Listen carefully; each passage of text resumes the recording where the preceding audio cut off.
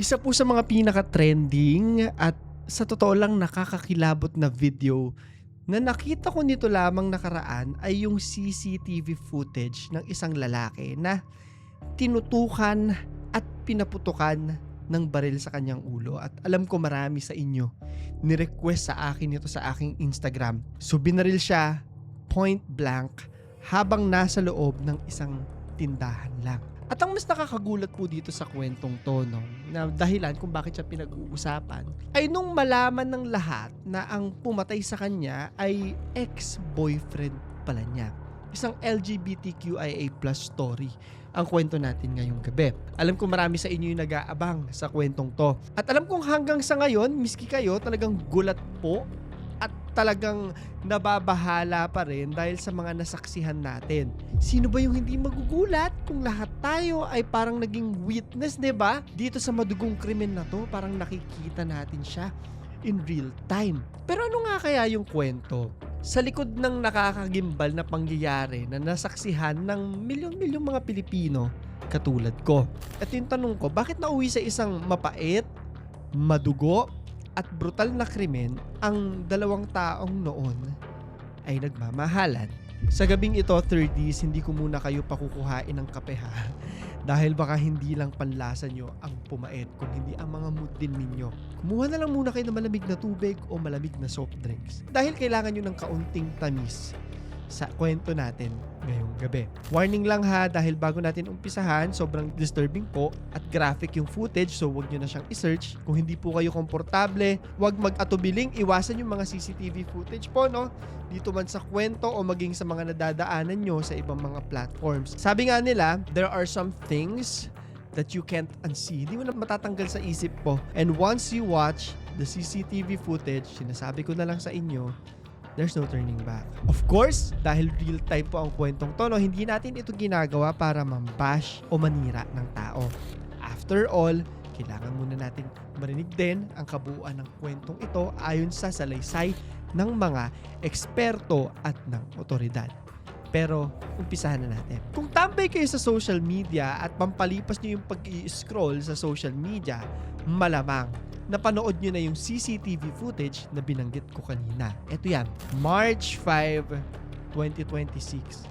Sa Lucena po, no? Sa footage po, makikita ang dalawang lalaki na nasa loob ng isang maliit na tindahan ng mga sapatos at damit. Sa bungad ng tindahan ay may isa pang tao na nakaupo paharap sa daan. Makikita sa video na yung dalawang lalaki ay tila ba may inaayos na damit. Very casual lang naman yung kilos at pag-uusap nila na parang walang kahit anong kakaiba or walang kahit anong kahinahinala na maaaring mangyari. Maya-maya ito na. Iniwan nung lalaking nakaputi yung palda na hawak niya at pumasok sa tindahan. Kaya naman hindi na siya mahagip doon sa video.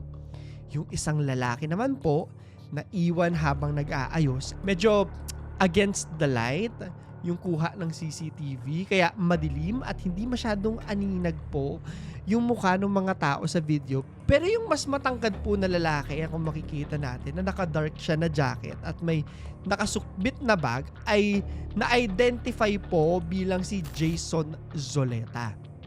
Yung lalaking nakaputi naman ay si Fatah Esmay Faisal, yung ex-boyfriend nitong si Jason. As the video continued, nahagip po sa footage na may kuhaing bag sa gilid si Fatah, yung lalaki nakaputi, bago muling nawala papasok sa tindahan kung saan hindi na po siya nakita doon sa CCTV. Maya-maya ay ilang ulit pang bumalik si Fatah na tila tinitignan o inuusisa yung ginagawa ni Jason. Kapansin-pansin na wala na yung bag na kinuha ni Fatah kanina bago muli siyang lumapit kay Jason na noong mga oras na iyon ay nag-aayos pa rin ng damit. Sa huling paglapit niya, pumunta siya sa likod nitong si Jason at pasimpleng dumukot na po ng barel galing sa kanyang likuran. Itinutok niya ito sa likod ng ulo ni Jason na busy pa rin at walang kamalay-malay sa mga susunod na mangyayari bago niya ito tuluyan na pinaputok.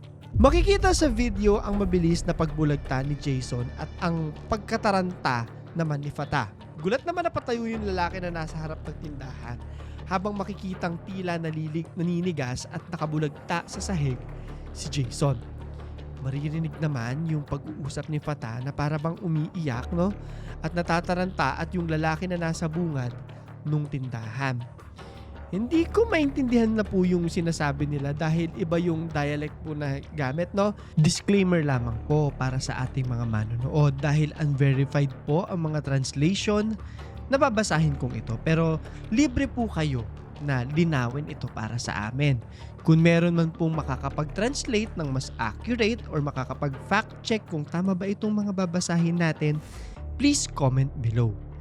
Meron po kaming nakita mula sa isang Facebook user na nag-translate ng pag-uusap na narinig sa CCTV footage. Ito po yung mga sinabi ayon sa Facebook post. Sabi nung lalaki sa labas, "Ano yun?" Sumagot siya, "Nabaril ko." "Bakit? Ano nangyari?" Isara mo yan.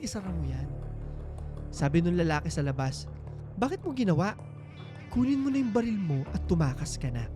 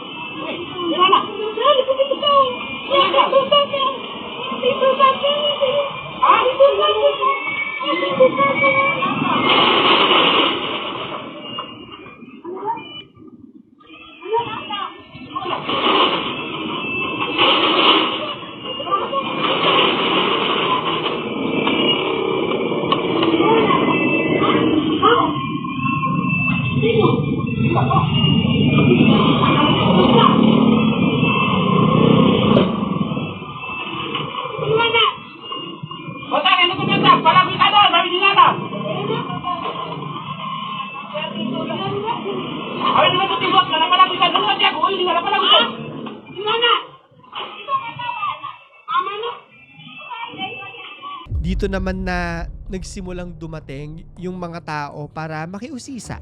Ibinaba naman yung isang lalaki yung roll-up door, pero si Fata ay makikitang patakbong bumalik papasok sa tindahan bago ito tuluyang mawala doon sa kuha ng CCTV.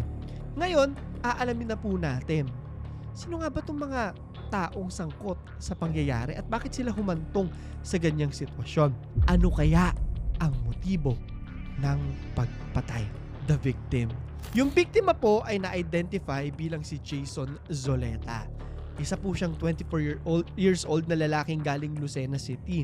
Empleyado siya sa isang clothing shop at kung bibisitahin niyo yung Facebook page niya, no, makikita niyo na meron siyang 13,000 higit na followers at nakalagay sa bio niya na isa siyang digital content creator. Kung titignan yung mga posts niya, talagang mapapansin na active po siya sa kanyang social media.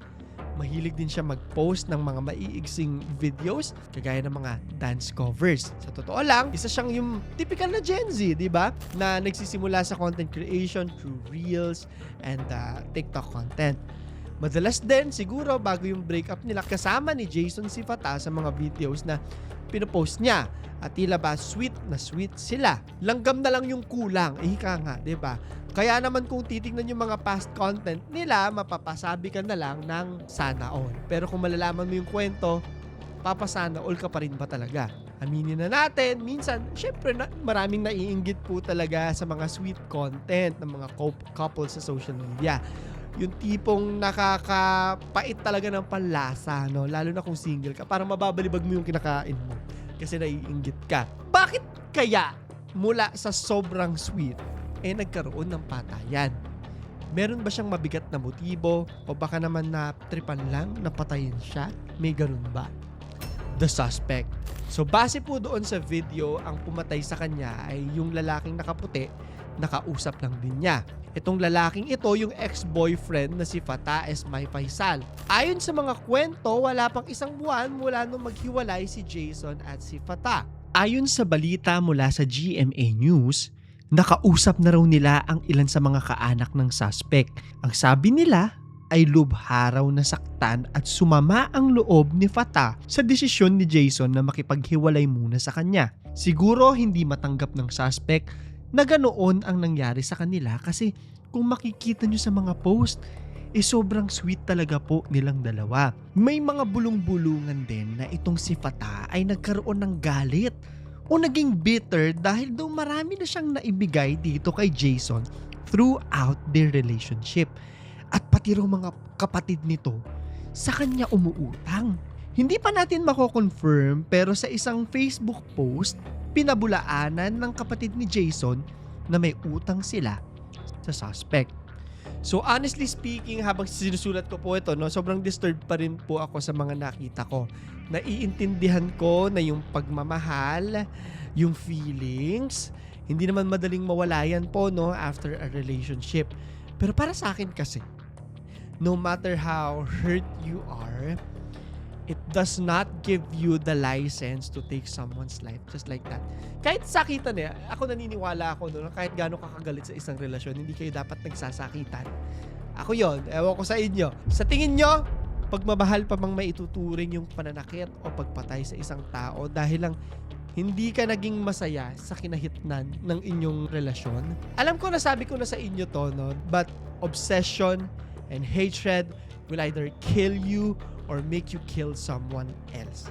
Hindi man siguro siya agad na mapapansin, pero napakadelikado niya.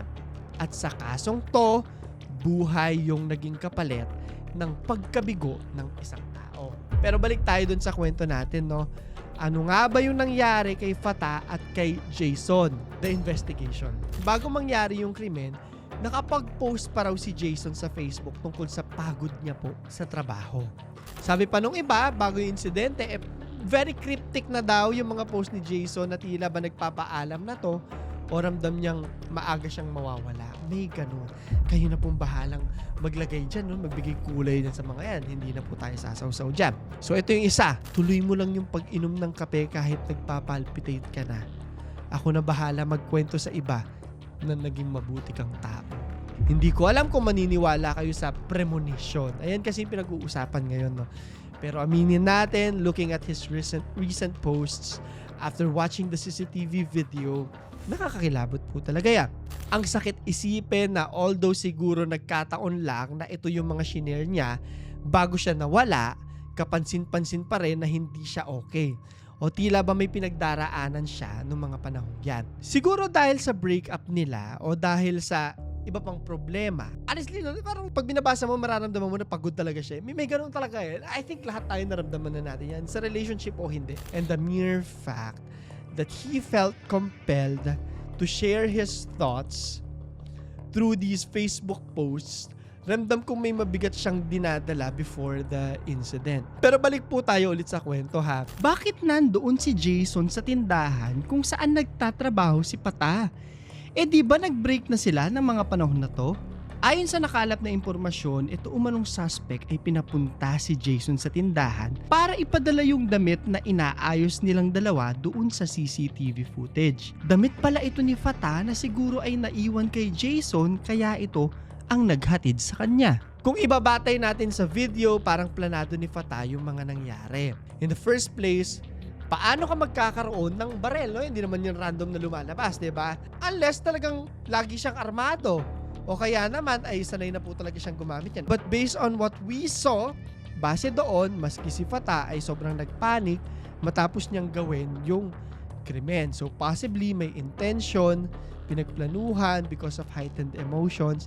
But what I'm not sure of is kung talagang napag-isipan niyang mabuti kung ano yung kahihinatnan, yung aftermath ng kanyang gagawin. Well, unless si Fata mismo yung mag-e-explain po, sa ngayon po, wala pa. Hindi po natin yan malalaman. And unfortunately, siya ay hindi pa rin natatagpuan bilang isang suspect.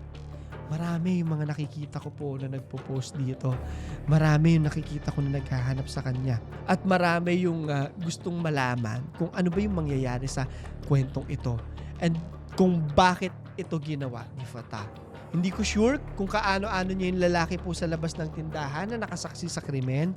Pero base sa usapan nila, feeling ko related sila, May relasyon dun somewhere. At kung tama po yung translation na nakuha natin, parang sadya na pinatakas yung lalaki. As of March 9, 2026, pagkatapos po namin ng script na ito, 4 na araw matapos yung insidente, Jason has already been laid to rest.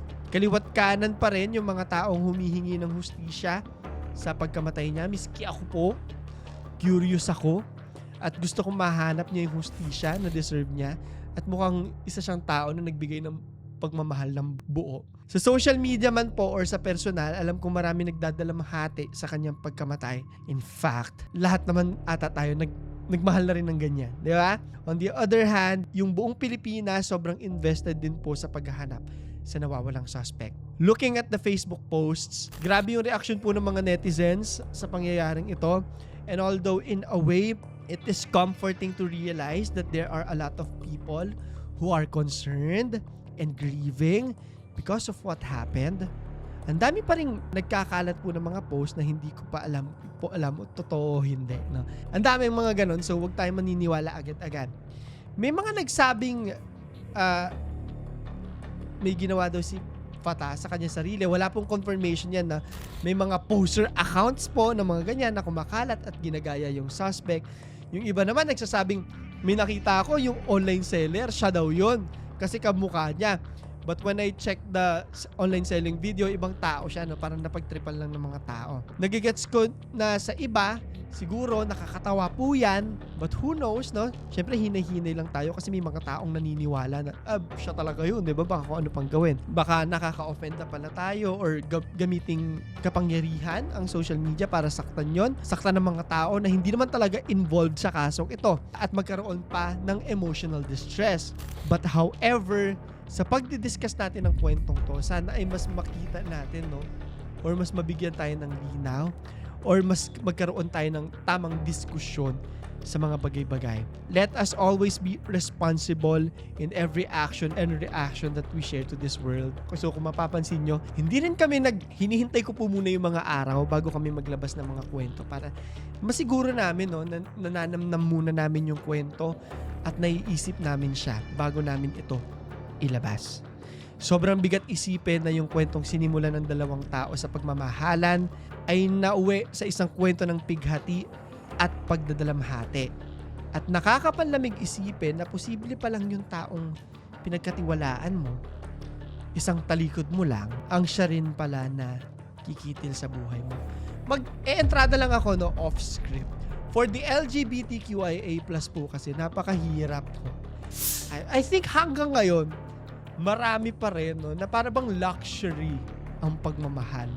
Hindi yan kasing sabihin na natin na sa mga straight na mga tao na hindi kasing given, no, na maraming mga LGBTQ kailangan pang magtago, hindi pwede maghawakan ng kamay sa publiko, mga ganung mga bagay pa, no. So for many of these people, talagang tinatreasure siya. Kapag nakahanap ka ng pagmamahal, tinetreasure po talaga siya. So nakakalungkot isipin na something as beautiful as that magiging ganito yung kinahihinatnan. Ang lungkot lang. Anyway, maraming salamat po sa mga nag-request ng ating kwento ngayong gabi. Mag-like, subscribe at notification bell kayo. At huwag niyo po akong kalimutan na itag sa inyong mga stories at sa Instagram ko. Message lang po kayo sa akin doon. Hindi man ako nakakapag-reply, hindi man ako nakakapag-seen. Promise ko sa inyo, binabasa ko po lahat ng mga requests ninyo. Ito yung ating question of the day, ha. Medyo mabigat. Bukod sa feelings, ano yung pinakamatinding na ibigay mo sa taong minamahal mo dati? Hala, naging ano naman to? At kung bibigyan ka ng pagkakataon, isinusumbat mo ba o babawiin mo ito? O hahayaan mo na lang dahil hindi ka bitter sa kinahitnan ng relasyon nyo? Ang bigat naman yan. Sagutin nyo sa ilalim. So yun lamang po. Ito si Clara III at ito ang aking kwento.